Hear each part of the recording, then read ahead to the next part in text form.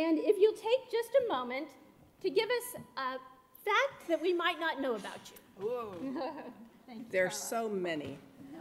I would say one of the most unusual things probably. Did anybody see the TV show North and South?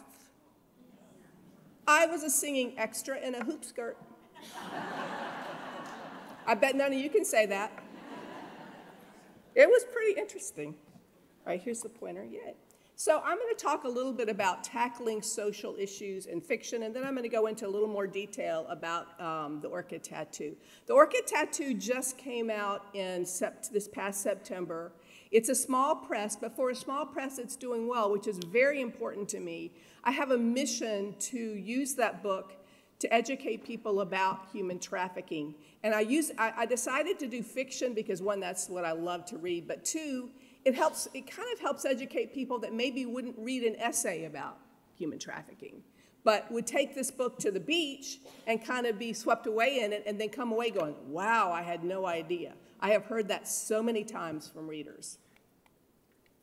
So, what am I doing wrong with this? There we go. There we go.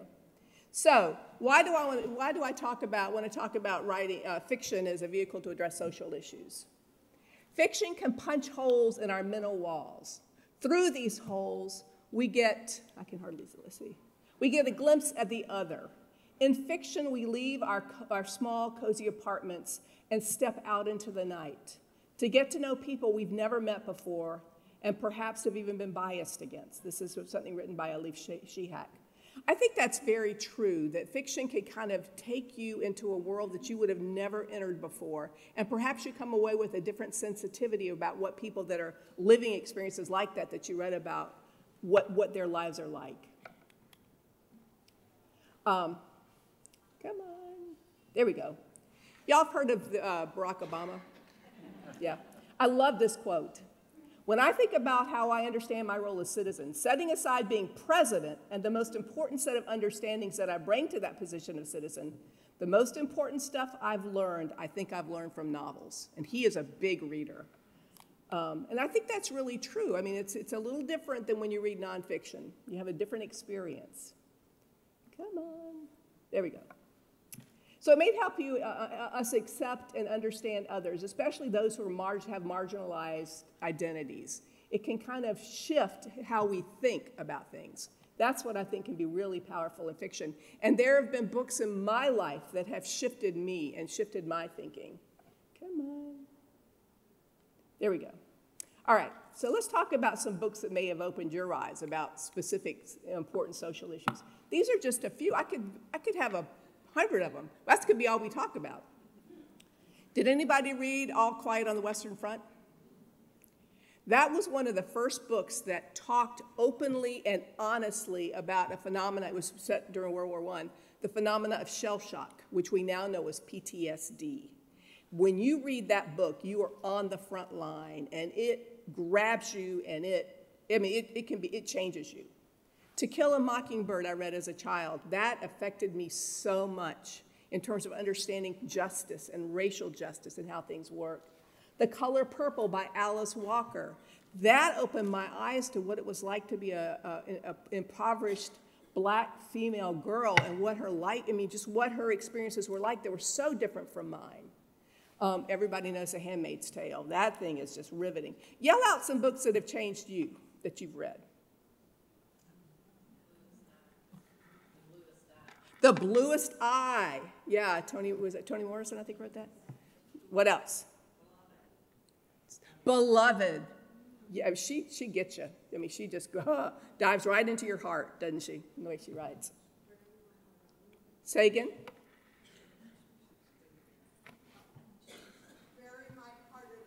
Oh my God, about the Native American experience. Yeah, all right, let's move. There we go. So I'm going to talk a little bit about my personal journey as a writer and as a social worker. These are my 3 Caleb books. Caleb Knowles, you know, when I first started writing, in my family, we read mysteries. I mean, we read mysteries. So if I'm going to go see my sister, I'm going to take a suitcase of clothes, and I may very well have a suitcase of books. And I'm going to dump those out and fill in with her books and bring them home. So I've always loved mysteries. I've read them all my life. And when I decided I wanted to try to write, I wanted to write a mystery novel. The first book I wrote was Keeping Silent.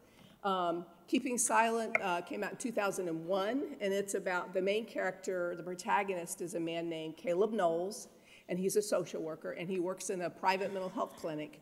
And it kind of introduces, what therapy is like from a therapist's perspective, but also it kind of dives into what mental illness is like, how people experience mental illness. And Spider Blue is similar. It deals with trauma. That was a sequel to Keeping Silent, and it deals also with the pandemic of drug use.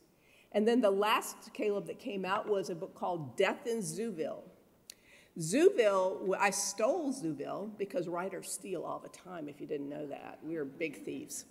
Zooville was a homeless tent village in Colombia on the banks beside Riverbanks Zoo. It was a tent village, and they operated like a little community. They had their own mayor. And I was fascinated by that. And I had done some work with folks dealing with unsheltered folks dealing with homelessness. And I wanted to be authentic about what that experience could be like, especially folks that are unhoused, that experience homelessness, but also have mental illness. So those are kind of the characters that are in that book. So those are my 3 Caleb books. I have a 4th one that's coming out this year. Caleb won't go away. One thing about being a writer is these characters live in your head, and they talk to you, and they tell you what you need to write about. So the next book I wrote was The Stone Necklace. The Stone Necklace was not crime fiction. It's not a mystery. It's more like literary or women's fiction or upmarket women's fiction. The Stone Necklace it took me on a journey. I had this idea for a novel about a man who's in a car crash and the people whose lives are affected by the event of that crash. So it was his family, the person in the other vehicle. There's a man who experiences homelessness who actually lives in a graveyard. So each of those are point of view characters. And it's what I call braided stories. They each have their own story, but they come together and come apart and come together. That one won the Star Award, the Women's Fiction Association Star Award for Best Novel, and was also chosen to be the One Book, One Community read for Columbia, South Carolina, which pretty much meant a whole bunch of people were reading it, which was kind of intimidating. They actually serialized it in the state newspaper, it was interesting. The Sunday where they started that, I woke up on that Sunday morning, I'll never forget this, and we still get the hard copy newspaper. I opened the front page of the newspaper, and there, below the fold, is the ugliest photograph of Carla Damron ever taken. And then you go to the art section, and my first chapter was there. And that was exciting and terrifying, because it occurred to me, lots of people are going to read this chapter, and I live here. What if they hate it? But it did well, thank the Lord. I'm grateful for that. So these are the point of view characters in The Stone Necklace. Lena is the wife of the man who eventually passes away. And Beck is the daughter, and she has a hidden eating disorder. Sandy is a nurse that works on the victim, and she's overcoming addiction. So these are kind of the social issues that I dealt with in The Stone Necklace. And it was a difficult thing. It was difficult to write to the point where I actually went back to school and got my MFA in creative writing so I could finish writing this novel because I didn't really know what I was doing. And so in that process, I learned a whole bunch more about structure and developing narrative and things like that. So that's The Stone Necklace. And it came out in 2017. Come on. This thing is as slow as I am in the mornings. There we go. Okay, the Orchid Tattoo. This is a brand new novel, and it deals with the very troubling issue of domestic human trafficking. Why did I want to write about this? Well, in my day job, I used to work for the national. I worked in mental health for 31 years, and then when I retired, I worked for the National Association of Social Workers as the state director. And I got involved in some advocacy to improve our anti-human trafficking laws. Now, when I started that, all that I knew about human trafficking, I had learned from Law and Order. Law and order, if you don't know, is not that accurate. So, I started working with advocates and law enforcement and attorneys and prosecutors, and I heard story after story of how human trafficking happens here in South Carolina, and it tore me up, the stories I heard. They absolutely tore me up. And I realized that there were so many people that are like me that didn't really have a good understanding of how it works. It's not just Russians coming to America. It is kids in foster care who are getting trafficked. And so I decided I wanted to write that story. This is not based on any specific real person. This is a work of fiction, but the stories that are in here are absolutely stories that could happen. And they're, so come on, wake up. There we go. So here's a little bit about how serious this crime is, okay? There are 40.3 million victims of human trafficking globally. 81% are trapped in forced labor, 25% are children, 75% are women and girls, although boys can be trafficked, that does happen. It is a $150 billion industry. When people ask, why does this crime persist? The answer is that bottom line. It's greed and how much money traffickers can make. When I started looking at those statistics, it just knocked me off. The other statistic that I heard was that there are more enslaved people alive today than at any other point in history. Now, this includes, what happens in Africa, and it includes things like child soldiers. Those are considered to be trafficked. So I'm going to double-click this, and there we go. All right. So there's lots of resources for this, and you could just Google, human trafficking statistics and get all kinds of information. There's a hotline that takes in calls. They got 40,000 cases have been reported in America in the past 10 years. The National Center for Missing and Exploited Children say 1 in 6 endangered runaways are likely victims of child sex trafficking. Of those, 86% were foster care or social services clients when they ran. Okay. So you wonder why. Why is that population, why are they so easily victimized? Well, you might imagine that human traffickers just snatch people off the streets. That may happen some, but it's a pretty unusual thing. More likely, especially for sex trafficking, they do something called grooming. They look for vulnerable kids, and they start talking to them, and they start courting them, and they pretend to be their boyfriend. Well, who's more vulnerable than a kid in the foster care system?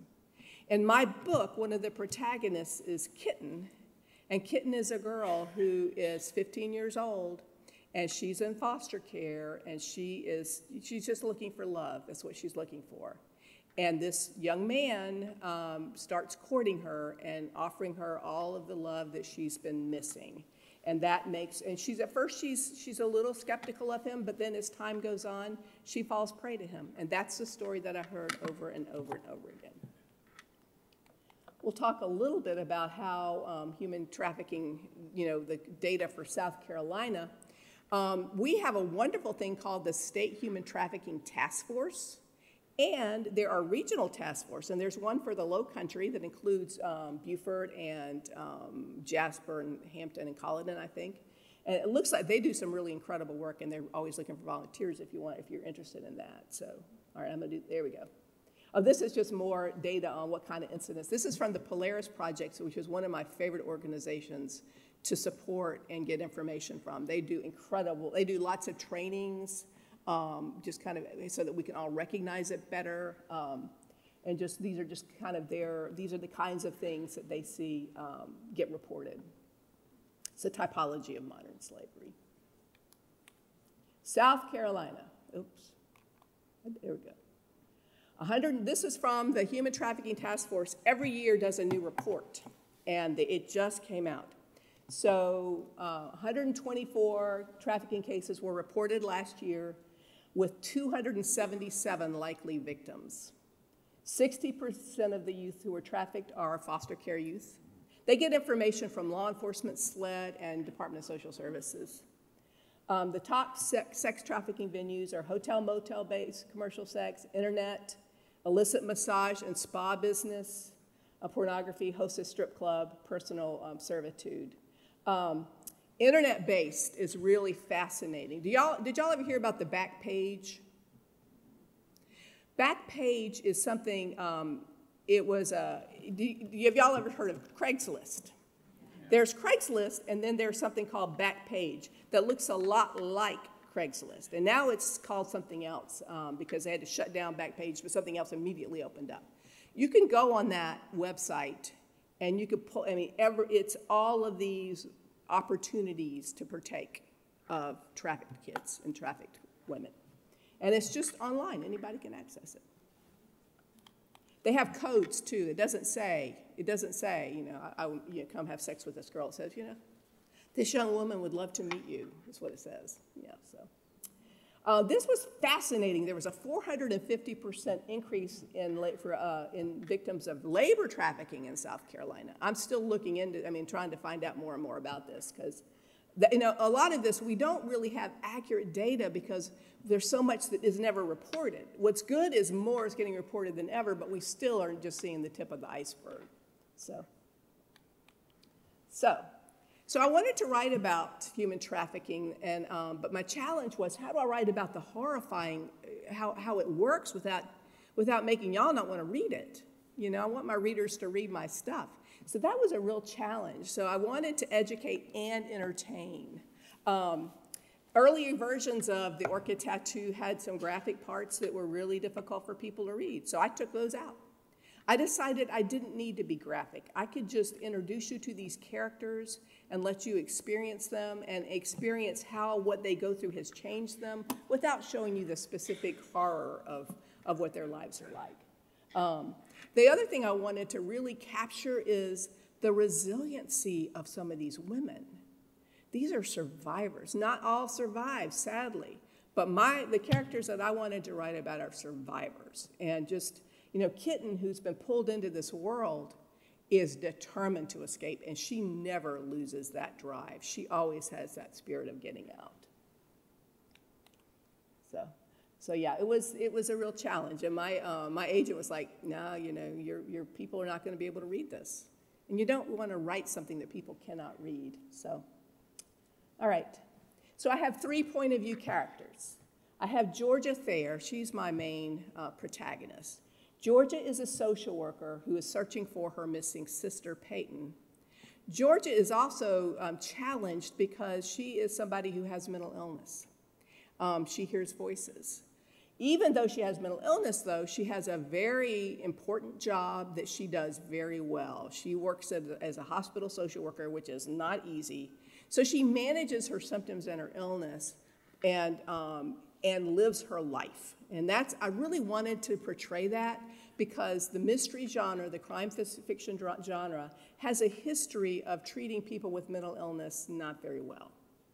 How many times have you read a mystery novel and the bad guy turned out to be what? Oh, an awful, psychotic man. No, that's not reality. More people with mental illness, people with mental illness are more likely to be crime victims than perpetrators. So I decided I want a hero who has mental illness, and that's Georgia. She's a hero. She's sassy and weird and determined.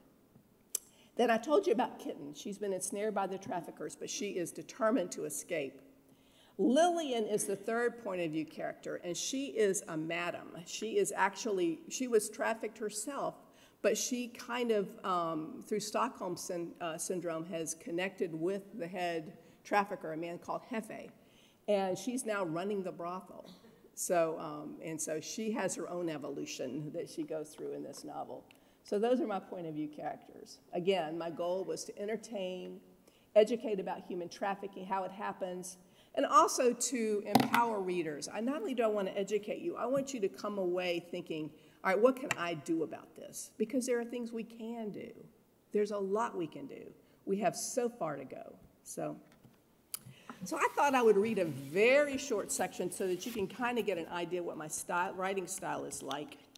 This is the chapter where we meet Kitten. This is her opening chapter. So Kitten has been working out of a trailer The first real awful trafficking case I was exposed to was a young woman who, I was actually giving a talk at Columbia College and was talking about this new legislation, and this student raised her hand and said, "Are you talking about human trafficking like what happened in that trailer up the road where they arrested those people?" I'm like, "What?" And just up the road from Columbia College, there was a trailer, and a Mexican kid had been held there and was forced to, and she was working out of a trailer and out of an apartment, and she was forced to service 15 men a day. It was awful. But she got in touch with her sister in Mexico, who got in touch with immigration, and an immigration agent came to her door. So immigration comes to the door, the trafficking victim answers the door. What does the trafficking victim say? "Oh, no, I'm being trafficked, help me"? No, she's like, "No, I'm fine, everything's fine." She says that because she's been told by the traffickers that if immigration comes, you're going to jail. They're going to lock you up.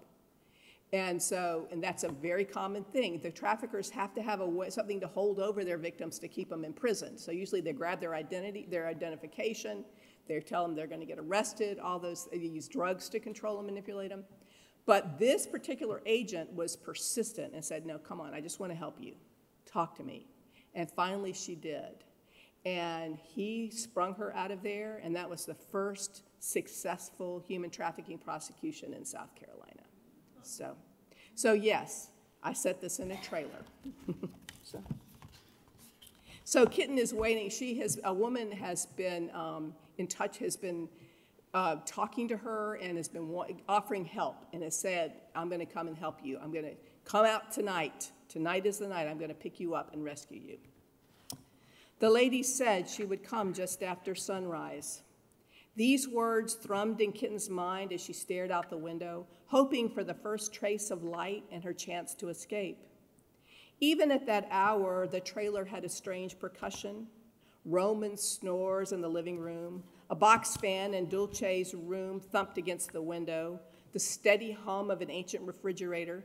Kitten wouldn't miss the smells either. Pot and cigarette smoke that had soaked into the furniture. The sour garbage from the overfilled trash can in the kitchen. Once the last buyer left, Roman had finished a six-pack and a joint before passing out on the mustard-colored sofa, just like most nights. Dulce had come in from working the streets and closed herself off in the other tiny bedroom. Hopefully enough hours had passed that Dulce was fast asleep. Kitten grabbed the knapsack from under her bed. The secret phone, the one the lady gave her, was in the front pocket.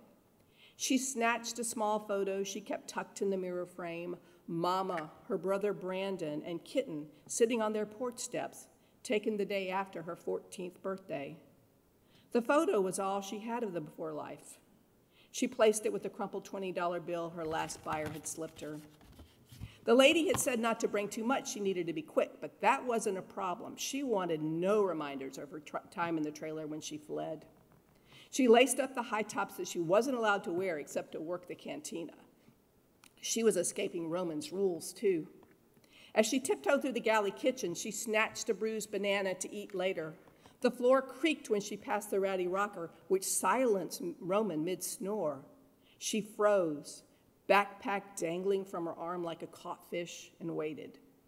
Roman turned over, and the snores resumed. He always locked them in at night, but Kitten knew he kept the key in the right pocket of his leather jacket. She groped the scuffed leather, found the key, and crept towards the door. She slid it in the double bolt lock and turned it, casting a frantic look back at him when the door squeaked. "If he catches me?" He huffed, smacked his lips, then growled out another snore. The rickety steps twitched as she stepped down them for the very last time. Kitten smiled, shrugged the knapsack onto her shoulder, and took off running. She blew past scattered trailers along the dusty clay road, almost as old as the one Roman rented. Lights blinked on in a single wide, so she picked up her pace. Nobody needed to see her now, not with freedom so close she could taste it. She slowed as she reached the Blue Rose Cantina, a squat cinder block building with metal bars across its windows. This was where Roman sold her. For $60, she got a drink and a dance with Kitten. Add $100, and Roman escorted you to the trailer for time alone with her. Add 400 and you had her all night. But not anymore. She looked toward the road, toward the future. So that gives you a taste of what the book is like. So it kind of introduces you to Kit. And then you see her drive to escape. She is determined to get free of this horrible world that she's been pulled into. So these are just some reviews of the Orchid Tattoo. The pages of Carla's Damron's novel, The Orchid Tattoo, whiz by so fast, so easily. I have to say it is one of the best nail biters I've read. Not only that, this is well-crafted thriller speeches a smart, likable hospital social worker, Georgia Thayer, as protagonist. She's pitted against a human trafficking ring. In short, The Orchid Tattoo is a great read with a social message.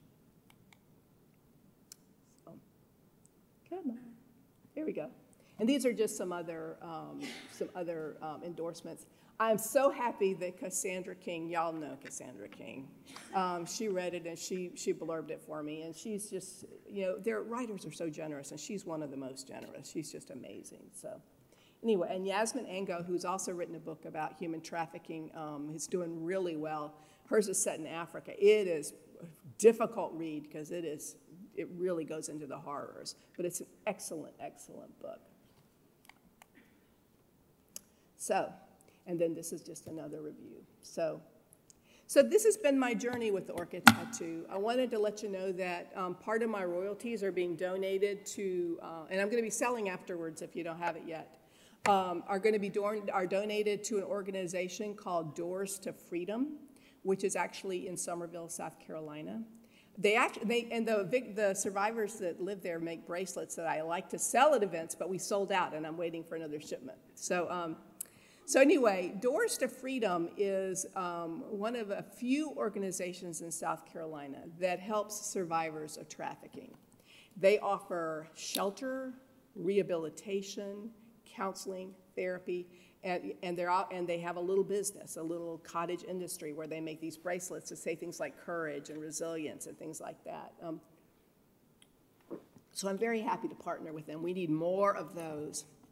What we're finding is people that have been pulled into the world of human traffickers, survivors of this crime, they are traumatized, and it takes a lot for them to experience full reentry into the world. So having a place to go that's safe to help them process what they've been through, process their trauma, is very, very important.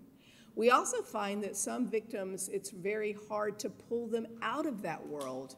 They associate too much with the traffickers and and it's just, we have an issue with, they'll bust open a trafficking ring and, try to rescue the women, and the women go right back because that's just the world they know. And so it's really tricky, and organizations work very hard to help them find a place that's safe and understand that it's safe, and that this is the best step for them in terms of rehabilitation and moving forward. Now, do you have human trafficking in Beaufort? You do. I know. I was just kind of pulling up. There were a couple of. I think back in April there was a big bust. Actually, the bust I think happened in Hardeeville, but it was 4 people from Beaufort that were arrested. We do have a good law in South Carolina to go after the traffickers, which I'm happy to say. The next thing we need to do is have a law that goes after the buyers. And by buyers, I mean the people that get serviced by the human trafficking organizations. We have been pretty gentle with that group of people. And until we eliminate the demand for this, we're not going to really impact the crime. So I'm always hopeful that we're going to do a better job. It's inconsistent across counties. Some counties are really good. I'm proud of Richland County. Our sheriff in Richland County did a sting 2 years ago, and he had a female deputy soliciting, in a hotel and saying, well, yeah, you can come and meet me. I'm 16 years old, and, I'm just here by myself. And so these men came from all over and just lined up, and the sheriff's department scooped them up and arrested them. And he put their faces on their Facebook page, on the sheriff's Facebook page, which I was proud of. And literally a woman said, oh my God, that's my son's Boy Scout troop leader. So So it kind of gives you an idea of how prolific this is. So I have talked a lot, and I'm happy to talk some more, but my guess is you might have some questions. Yeah. Did you actually interview people who have been, I mean, the subject of the book, I get that, and I hope to read this, but what I want to know is if you interviewed or did you work with any of the people who have been victims? Yes. Yeah, I got to meet survivors when I was doing the advocacy, and I had one come and spend some time with me talking. She was still kind of processing her trauma, and she spent some time with me. It's interesting because my book writes about a pretty complicated trafficking organization. Hefe he does labor trafficking and sex trafficking. He's making a fortune. So he's got a big operation, but there are also little tiny operations. The woman that I was working with it was her boyfriend, and she really loved him. And then one weekend he had this idea, and then the idea took flight, and then suddenly he wasn't the boyfriend anymore, and she had a new job. And it was very traumatizing because of the change in that relationship for her. So it happens all kinds of ways. Sadly, we have family members that traffic other family members. Yeah.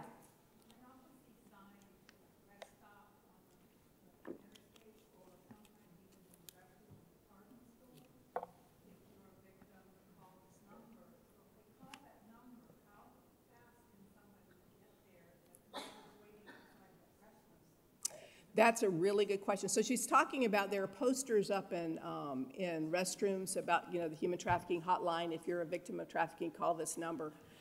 Usually, I think what they do is they call local law enforcement, and it depends on how knowledgeable, how on top of it local law enforcement is. One of the things, I was at an event a couple of weeks ago, that January is Human Trafficking Awareness Month.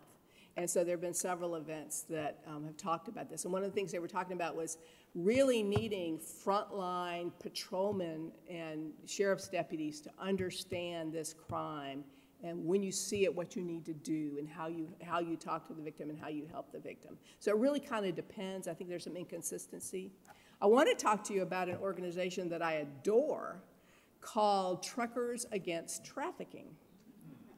I was at the state house a few years ago. This man in dungarees and suspenders, a big guy, walks up and hands me this card, and he's with Truckers Against Trafficking. And he's a long-distance truck driver, and there's a network of them. And when they go to truck stops, they're looking for potential victims, and they're offering whatever aid they'll accept. They'll do education, they'll do, come get me, I'll get you out of here right now if you want to get in the cab of my truck. But I just thought, what a great thing. They are so out there, So there are really things like that happen that are amazing. Yeah. How does the people in the boat know that they are really helping? Say again? Say again, I didn't quite hear the first part.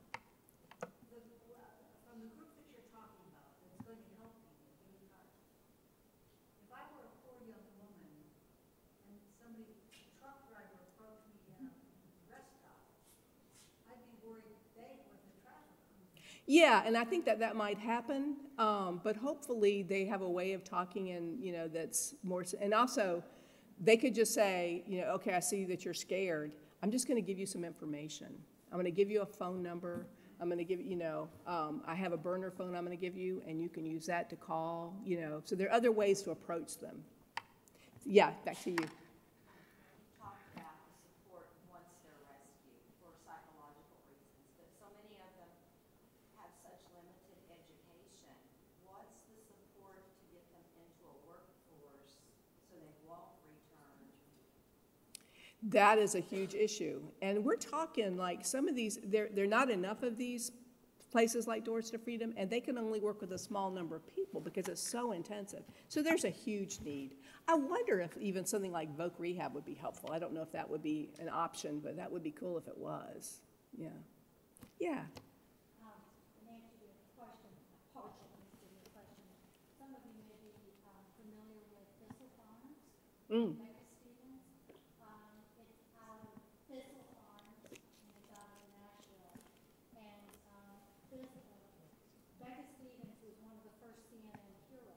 Oh, wow. CNN Heroes thing.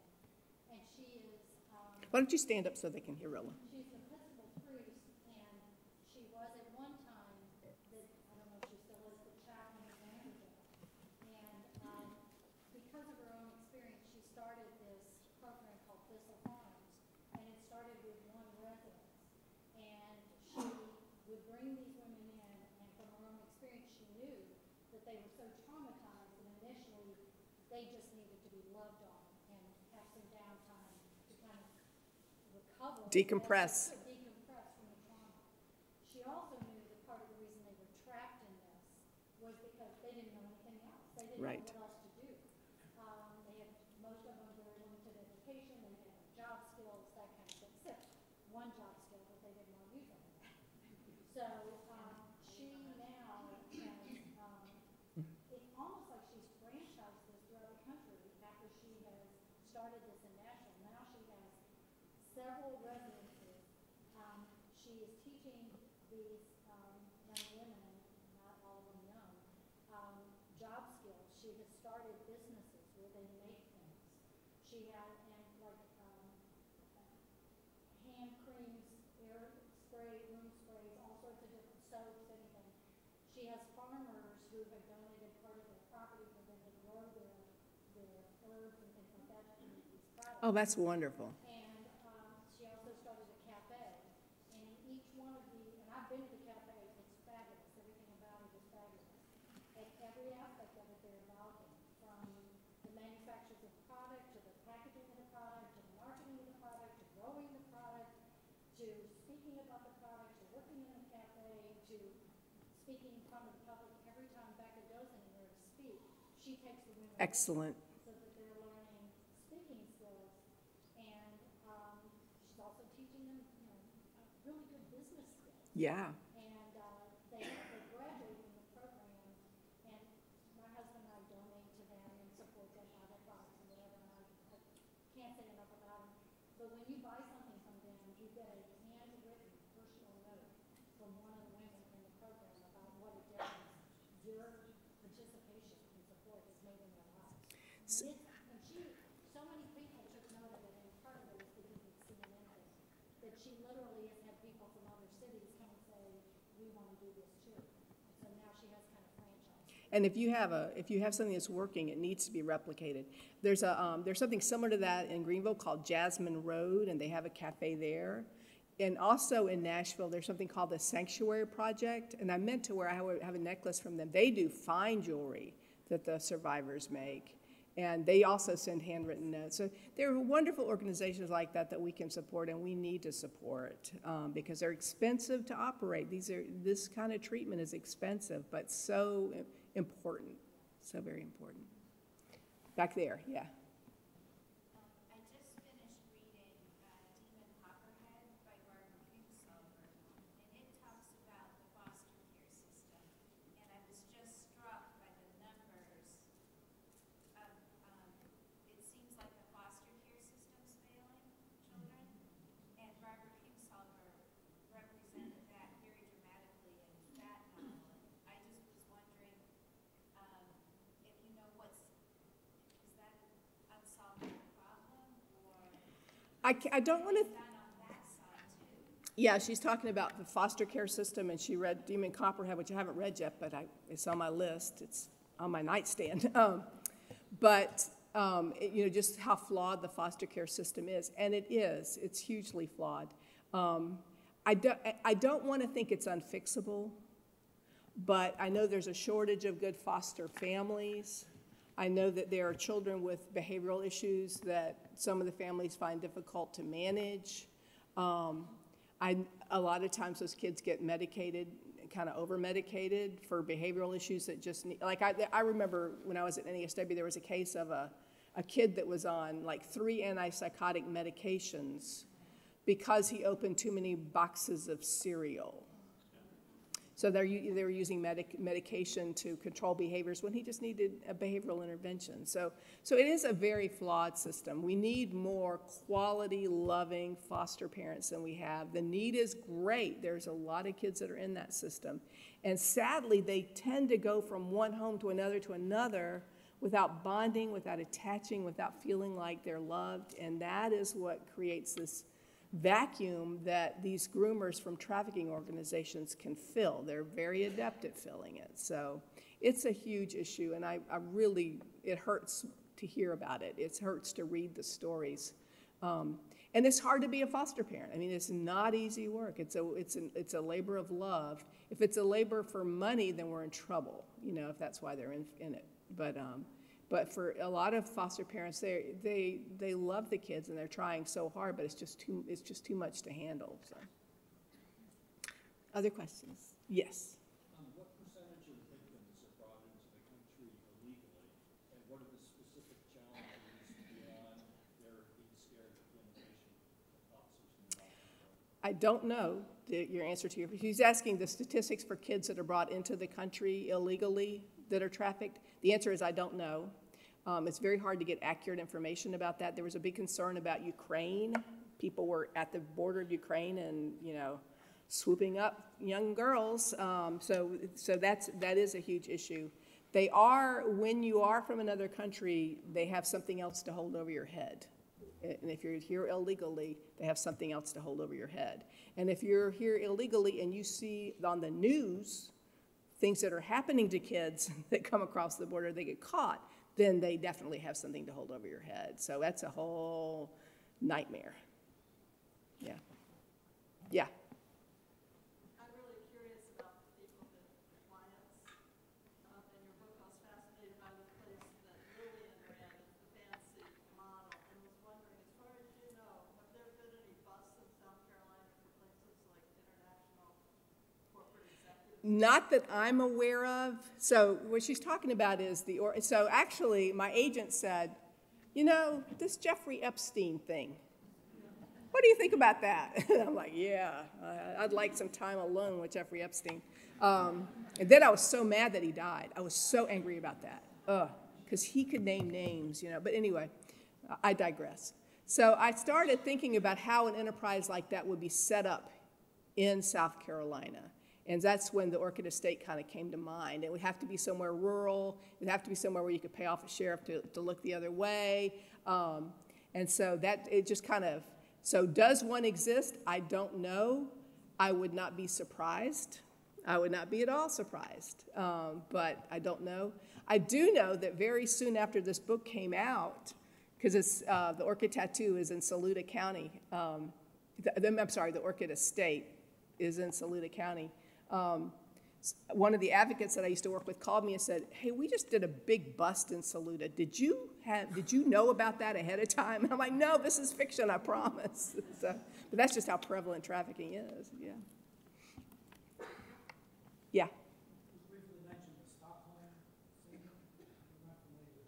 Stockholm Syndrome is something where, like, kidnappers, like Patty Hearst, they said she had Stockholm. It means when kidnappers take a hostage and they victimize them, the hostage might wind up identifying with the person holding them hostage and wanting to protect them and seeing them as someone that they love and care about. And it's a weird survival technique that sometimes victims go through. And it happens in the trafficking world. Girls will just feel like, you know, they'll control other girls because they're working under the trafficker. I mean, there's a reason, but I don't remember it. It's based on something specific, but I don't remember what it was. Yeah. Y'all are asking me good, hard questions. I like that. Yeah. One more, okay.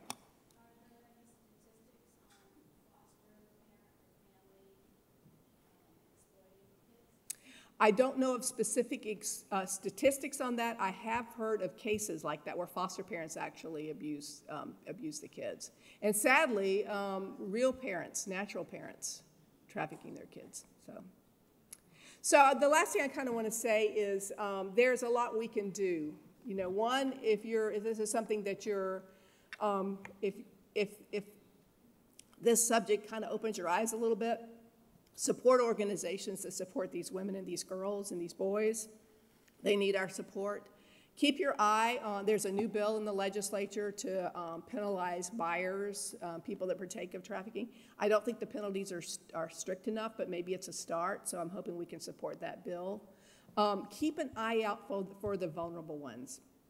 If you have kids or grandkids, you don't want to terrify them that there are traffickers out there, but you do want to educate them about being very careful online. People will reach out to you online, and they are not who they say they are, and they have a hidden motive. And so, just educating kids about that kind of thing, that there are dangers out there. Looking out for the vulnerable ones that, maybe your kid is great and healthy and everything else, but maybe there's that one little girl who seems kind of lost and looks like she might be prey. So keeping an eye out for these vulnerable kids is something we can do. So anyway, that's why I wrote the Orchid Tattoo, and I'm hoping that it's going to continue to educate people. And I'm not an expert. I've just learned a lot about it, but I am not an expert. But I really want people to understand how this happens in our country and in the world, and maybe we can start, putting an end to it. Thank you very much.